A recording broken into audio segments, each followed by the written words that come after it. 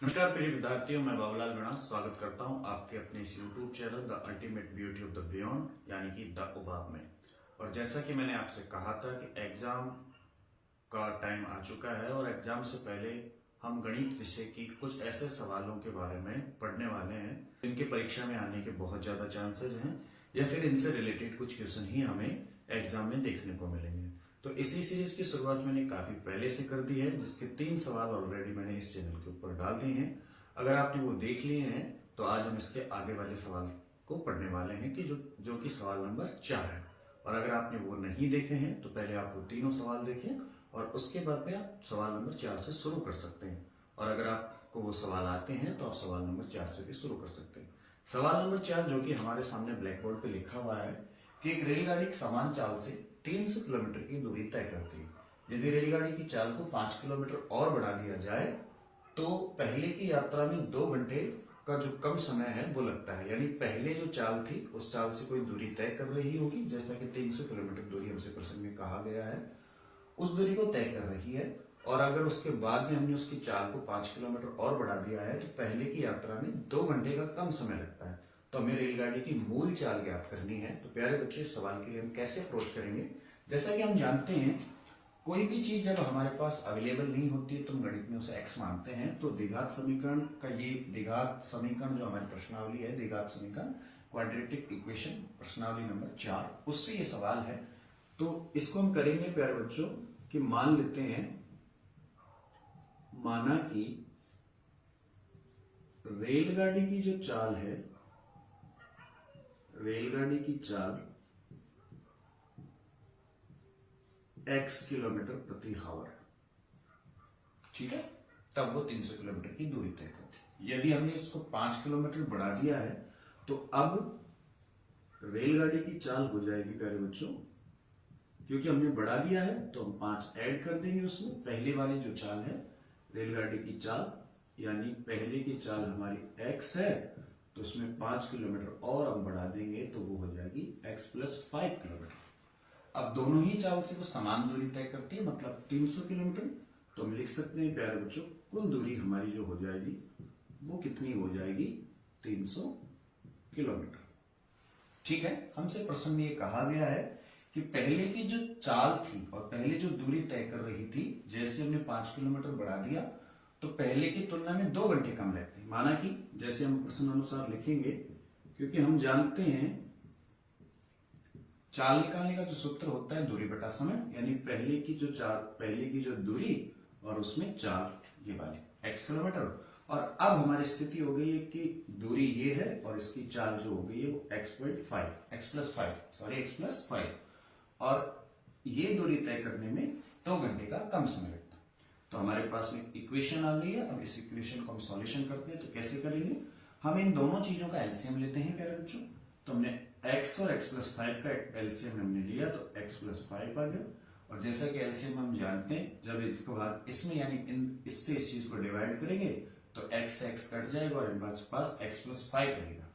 अब इस x plus 5 को आप 300 से गुना करेंगे तो देखो बच्चों, 300x और 5 को अगर हम 300 से गुना करेंगे तो वो हो जाएगा 1500, ठीक है, 1500। वैसे ही x प्लस 5 को जब इससे डिवाइड करेंगे तो ये कट जाएगा आपस में और यहां से केवल x रह जाएगा। x को अगर हम 300 से गुना करेंगे तो वो हो जाएगा माइनस का 300x। माइनस क्यों? क्योंकि यहाँ पे माइनस का चिन्ह लगा हुआ है और बराबर में 2 हमारे पास चल गया है प्यारे बच्चों।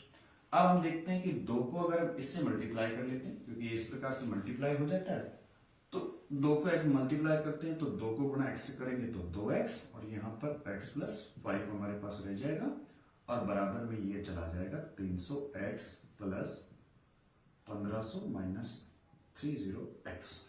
ठीक है, हम ये जानते हैं कि प्यारे बच्चों ये इससे कट जाएगा और इधर हम देखेंगे तो अभी भी ब्रैकेट के बाहर कोई गुणा का चिन्ह हम मानते हैं तो ये इससे इसको गुणा कर लेंगे। 2x, x से x को गुणा करेंगे तो x स्क्वायर और 2x को अगर हम 5 से गुणा करते हैं तो प्यारे बच्चों हो जाएगा 10x। बराबर में हमारे पास बचा है 1500। अब इस इक्वेशन को सॉल्यूशन करने के लिए हम बराबर के इधर जो संख्या है उसको इधर लेकर आएंगे। तो अगर ये प्लस की होगी प्यारे बच्चों तो माइनस में, और अगर माइनस की होगी तो किसमें हो जाएगी? प्लस में। तो हम लिखेंगे 2x स्क्वायर प्लस 10x, इधर हमारे पास 1500 प्लस में, इधर लेंगे तो प्यारे बच्चों वो कितना हो जाएगा 1500। और कोई भी इक्वेशन जो होती है उसको हम 0 के बराबर मानते हैं। ये मेरे पास इक्वेशन बड़ी है, इसको हम थोड़ा छोटा कर सकते हैं। कैसे करेंगे? 2 का सभी में भाग देते हैं। जैसे 2 का भाग पहले में देंगे तो 2 से 2 कट जाएगा, एक्स स्क्वायर, प्लस 2 का भाग 5 में 10 में देंगे तो ये हो जाएगा 5x, और 2 का भाग अगर हम 1500 में देते हैं तो 750 बराबर में 0। यानी हमारे पास में एक द्विघात समीकरण छोटी जिसको हम सॉल्यूशन कर सकते हैं वो हो गई एक्स स्क्वायर प्लस 5x और 750। अब इसको कैसे सॉल्यूशन करेंगे प्यारे बच्चों?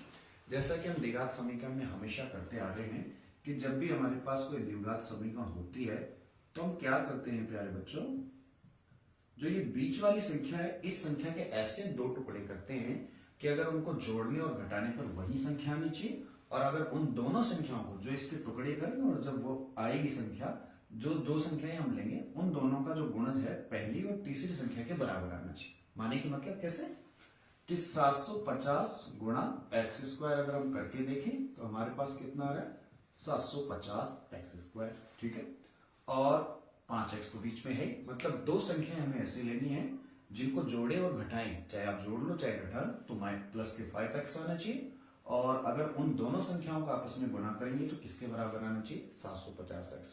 तो ऐसी 2 संख्याएं आपको सोचनी है। फिलहाल अगर आपके पास ऐसे सोचने का टाइम नहीं है तो वो मैं आपको बता देता हूं। ऐसी 2 संख्याएं होगी प्यारे बच्चों, एक हम लिख देते हैं 30x और दूसरी हम लिख देते हैं 25x और माइनस का 750 बराबर में 0। देखो प्यारे बच्चों, 30x में से 25x की बाकी निकालेंगे तो 5x बचेंगे, और अगर 30x को और 25x को गुणा करते हैं तो वो किसके बराबर आता है 750x स्क्वायर। जब हमारे पास ऐसी इक्वेशन आती है तो हम क्या करते हैं, कॉमन संख्या 2 के बराबर जोड़े बनाते हैं और फिर जो कॉमन है उसको बाहर रख लेते हैं। जैसे पहले वाले में देखेंगे तो कॉमन यहां से भी x है और यहां से भी x, तो x कॉमन आने के बाद यहां पर x बच गया और इधर बच गया 30, ठीक है मेरे बच्चों। यहां से आप देखो कॉमन लीजिए, माइनस के 25 यहां से कॉमन ले सकते हैं, x कॉमन नहीं लेंगे क्योंकि x इसके पास नहीं है, तो माइनस के 25 अगर हमने कॉमन लिए तो यहां से x बच जाएगा और माइनस माइनस क्या हो जाएगा प्यारे बच्चों प्लस, और 25 का भाग अगर आप 750 में देंगे तो वो हो जाएगा 30 बराबर में 0, ठीक है। अब क्या करेंगे प्यारे बच्चों, एक इस ब्रैकेट में से हम ले लेंगे x प्लस 30 और इसको भी हम 0 के बराबर रखेंगे, और एक ले लेंगे x और माइनस का 25, इसको 0 के बराबर हम रख लेंगे।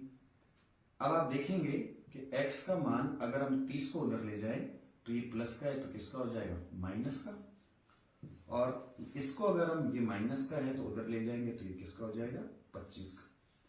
जब भी द्विघात समीकरण में ऐसी सिचुएशन हमारे पास बनती है कि x के 2 मान हैं तो हम ऋणात्मक संख्या को कंसिडर नहीं करते हैं, ऐसी स्थिति में यानी उसको अमान्य मानते हैं, तो फिर हमारे पास जो रेलगाड़ी की वास्तविक चाल होगी प्यारे बच्चों वो क्या होगी x बराबर में 25 यानी 25 किलोमीटर प्रति आवर। तो ऐसे प्रश्नों का जो आंसर आएगा वो हमेशा धनात्मक ही आएगा, क्योंकि आप भी जानते हैं कि जो चाल होती है वो कभी भी ऋणात्मक नहीं हो सकती।